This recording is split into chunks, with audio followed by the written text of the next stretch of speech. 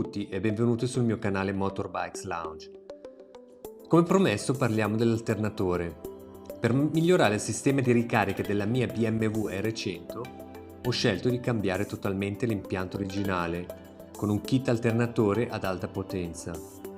Io ho scelto l'Enduralast 4 High Output Charging System che offre una potenza di 450 watt.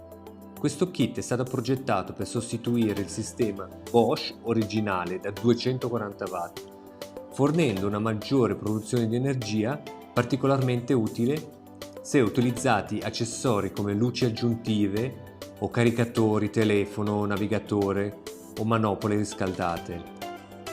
Il design aggiornato del kit include meno componenti, un cablaggio plug and play e un rotore a magnete permanente che elimina la necessità di spazzole, riducendo così i punti di possibile guasto. Inoltre il regolatore di tensione o rettificatore combinato sostituisce la piastra diodi e il regolatore di tensione originali, migliorando così l'affidabilità complessiva del sistema. Dato che io monterò una batteria più piccola al litio sotto il cambio, ho dovuto scegliere il kit per la batteria al litio. Adesso inseriamo il braccio oscillante con l'albero cardanico e chiudiamo i due perni laterali. Molto importante di mettere il mantice paraolio già montato prima di inserire l'albero cardanico. Adesso mi appresto a stringere le viti tra l'albero cardanico e il cambio. Poi con un pennarello farò un segno sulla vite per quando farò un servizio vedere se la vite si è svitata.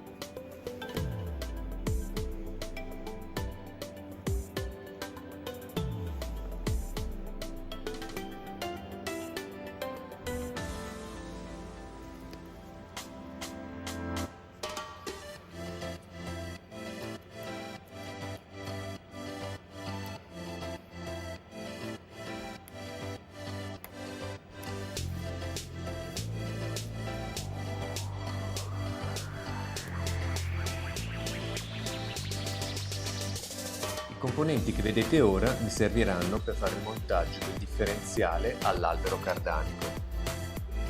Ok, prima di montare il differenziale all'albero cardanico bisogna mettere la guarnizione.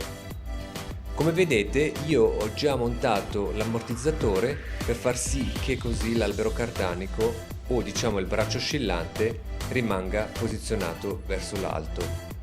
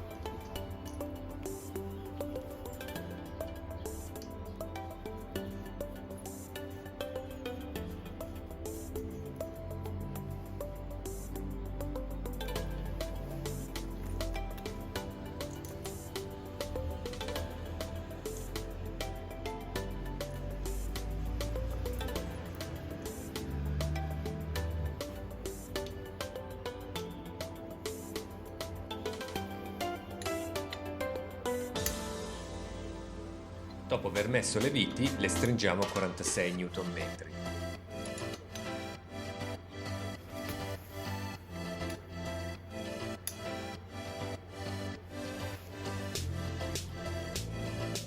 Ok, adesso vediamo il risultato finale. Differenziale unito all'albero cardanico unito al cambio della BMW R100.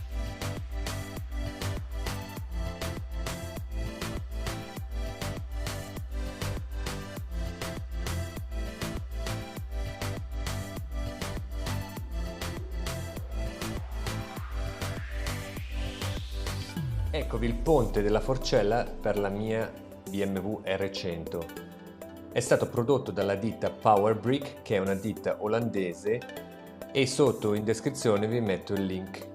Dove c'è il bullone vedete ha integrato un pulsante e io lo userò poi come accensione moto.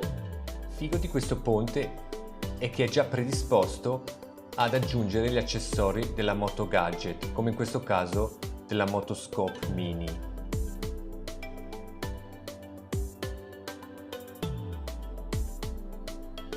Per curiosità ho deciso di montarlo per vedere come stava. Poi ci ho messo anche il manubrio, però dopo aver notato che il nero non era uguale a tutto il resto della moto o del telaio, ho deciso di smontarlo e di farlo ripitturare a polvere in nero lucido, dato che era nero opaco.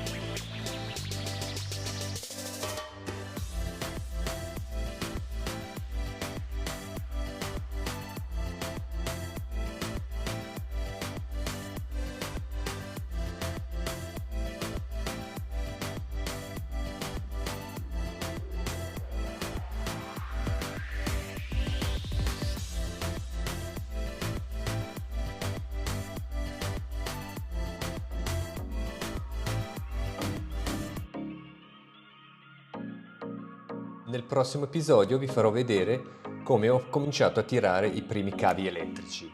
Ciao e alla prossima! Grazie mille per la visione. A presto!